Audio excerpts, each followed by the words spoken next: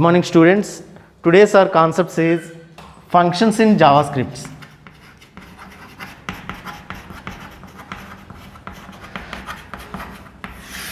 Okay, so function gurinchi, so first function definition.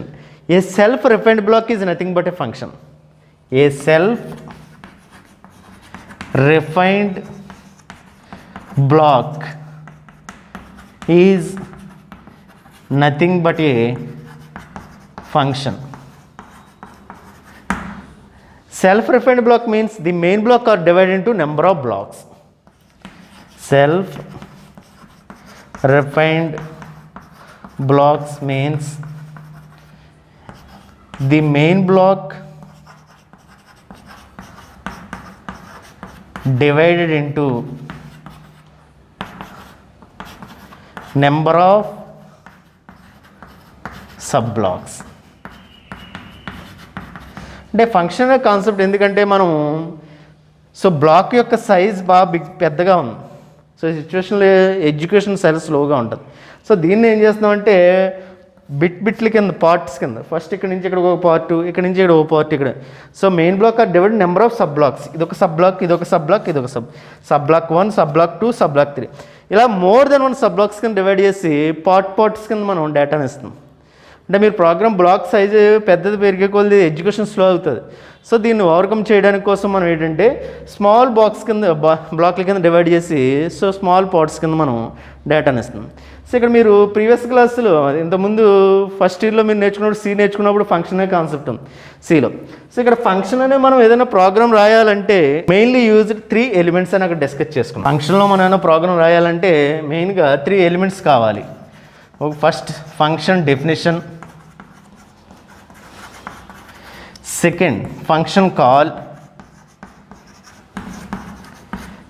Third function declaration.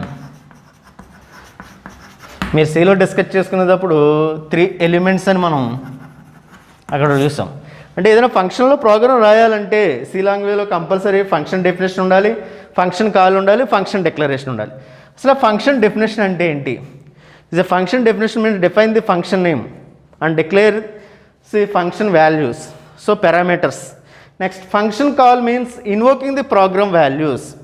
So next function declaration means invoking values are passed into one function to another function. అంటే invoke అయిన వాల్యూస్ని ఒక function నుంచి another ఫంక్షన్కి పంపాలంటే మనం ఏమి use చేయాలంటే ఫంక్షన్ డిక్లరేషన్. సో అక్కడ మన సిలో ఈ 3 ఉండాలి ఎలిమెంట్స్, ఫంక్షన్ డెఫినేషన్ ఉండాలి, ఫంక్షన్ కాల్ ఉండాలి, ఫంక్షన్ డిక్లరేషన్. కానీ ఇక్కడ జావా స్క్రిప్ట్స్ వచ్చే లోపలికి ఫంక్షన్ డిక్లరేషన్ ఉండదు, function definition, function call. C లాంగ్వేజ్లో అయితే 3. సో జావా స్క్రిప్ట్స్కి వచ్చే లోపలికి మనకి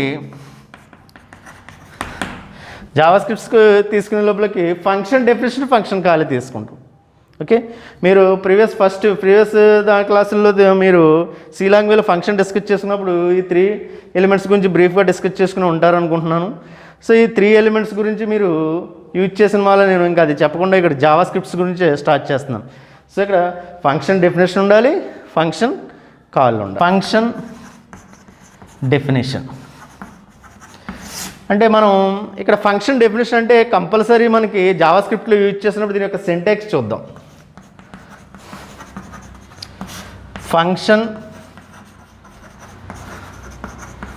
function name, parameter list,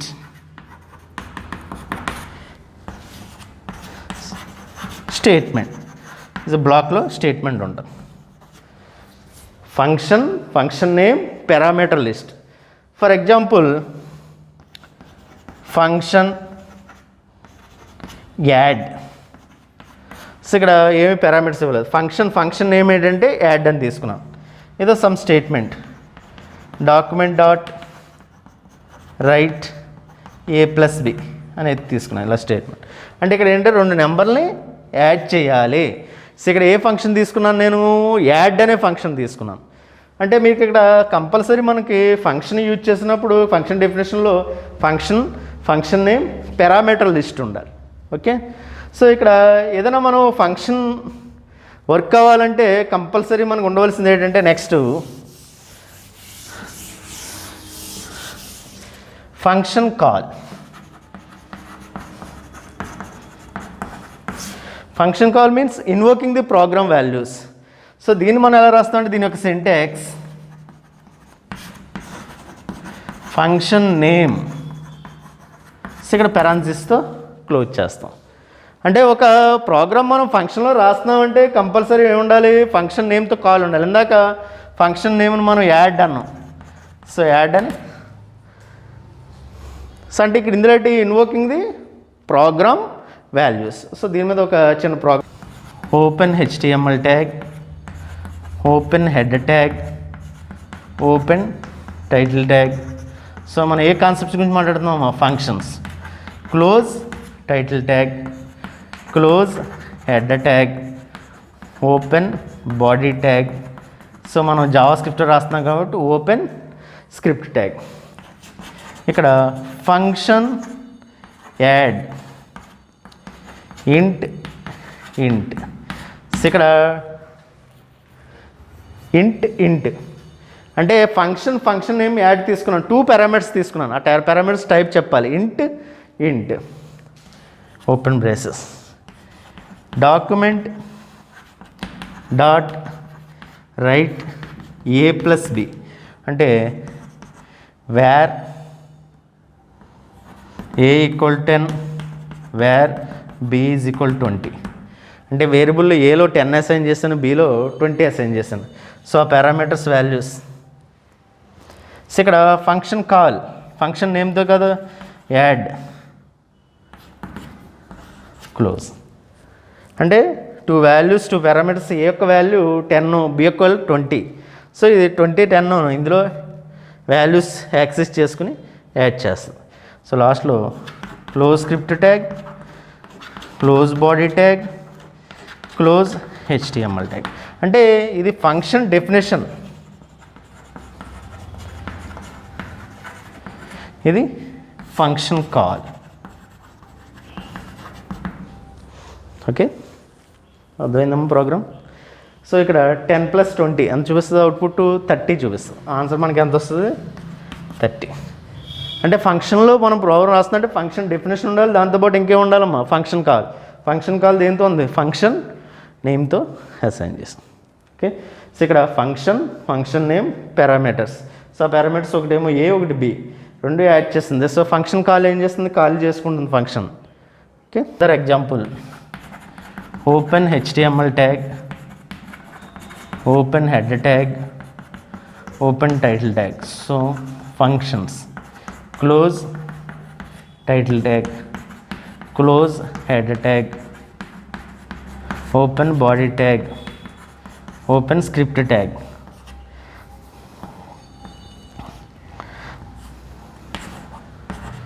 functions XYZ. Function name ఏం తీసుకుంటే XYZ. ఇంట్ క్యార్, ఇంట్ క్యార్ అని తీసుకున్నాను నేను డిఫరెంట్. సో ఇక్కడ document dot write age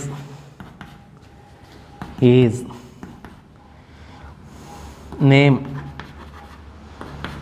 is ఇలా తీసుకున్నాం. XYZ 7 రాణి అని తీసుకున్నాం. ఇది function call. Close script tag, close body tag, close HTML tag. So ఇక్కడ function name XYZ, int age అనేది ఇంటిజర్, నేమ్ అనేది క్యారెక్టర్. అంటే ఏజ్ ఈజ్ ఎంత 7, అలాగే నేమ్ ఈజ్ రాణి. సిదమ్మ అవుట్పుట్ కాల్ చేసుకుని ఈ కాల్ వాల్యూ ఇక్కడ పాస్ చేస్తుంది. ఇంటిజర్ 7, రాణి అనేది ఇక్కడ పాస్ చేస్తుంది. So age is 7, name is Rani. So అంటే ఇక్కడ చూడండి, సో ఇదేంటి ఫంక్షన్ డెఫినేషన్, ఇదేంటి function call. Suppose next statement return statement. అంటే మన ఫంక్షన్లో రిటర్న్ స్టేట్మెంట్ ఎప్పుడు యూజ్ చేస్తారు అంటే ఆల్రెడీ మీరు Cలో రిటర్న్ స్టేట్మెంట్ గురించి డిస్కస్ చేసుకున్నారు.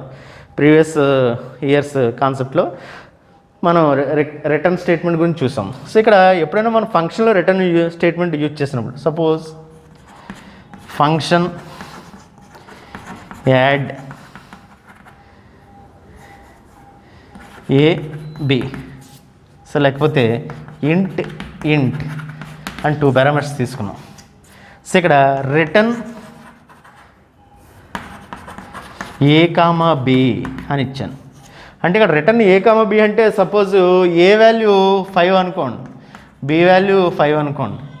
సో ఇక్కడ ఏ వాల్యూ 5, B వాల్యూ 5 డైరెక్ట్గా రిటర్న్ చేయదు. సో ఈ వాల్యూ ఇక్కడ ఇదే బ్లాక్లో రిటర్న్ చేయకుండా సో ఫంక్షన్ కాల్ దగ్గరికి వెళ్ళి సో వాల్యూస్ ఇక్కడ పంపిన తర్వాత రిటర్న్ చేస్తుంది. అంటే ఫంక్షన్ కాల్ దేన్ని బట్టి ఉంటుందమ్మా? Function name. ఫంక్షన్ నేమ్ అనేది ఫంక్షన్ నేమ్ యాడ్. సో ఇది ఏమంటాం మనం? Function call. దీని నేను ఫంక్షన్ డెఫినేషన్. ఇక్కడ వాల్యూ మీరు డైరెక్ట్గా డాక్యుమెంట్ డాట్ రైట్ అని ప్రింట్ చేస్తున్నారు, కానీ రిటర్న్ స్టేట్మెంట్ యూజ్ చేశారు. సో రిటర్న్ అంటే ఇక్కడ డైరెక్ట్గా వాల్యూ ఏ వాల్యూ బి వాల్యూ రిటర్న్ అవుతుంది. ఎక్కడికి వెళ్తుంది? ఫంక్షన్ కాల్ దగ్గరికి వెళ్తుంది. అంటే కాల్ దగ్గరికి మీకు ఇందా చూపించాను ఏజు నేమ్ ఏదో 5 అని ఇచ్చాను. అంటే ఈ వాల్యూ ఇంటీజర్ వాల్యూ ఈ 2 వాల్యూస్ వెళ్ళి ఆ వాల్యూస్ ఇక్కడికి రిటర్న్ చేస్తుంది. సో ఇది రిటర్న్ స్టేట్మెంట్. అంటే మనం కంపల్సరీ ఒక ఫంక్షన్లో రిటర్న్ స్టేట్మెంట్ యూజ్ చేయాలా అంటే యూజ్ చేయని అవసరం లేదు. మామూలుగా మీరు ఇందాక చెప్పిన ప్రోగ్రామే డైరెక్ట్గా రాసేయచ్చు. అంటే అదే ఫంక్షన్లో మన వాల్యూ ప్రింట్ తీసుకోవచ్చు. కానీ రిటర్న్ స్టేట్మెంట్ ఏంటంటే ఆ ఫంక్షన్ కాకుండా వేరే దుక్కున మనకి ఎప్పుడైనా ప్రింట్ చేయాలంటే ఏ స్టేట్మెంట్ యూజ్ చేయాలంటే రిటర్న్ స్టేట్మెంట్.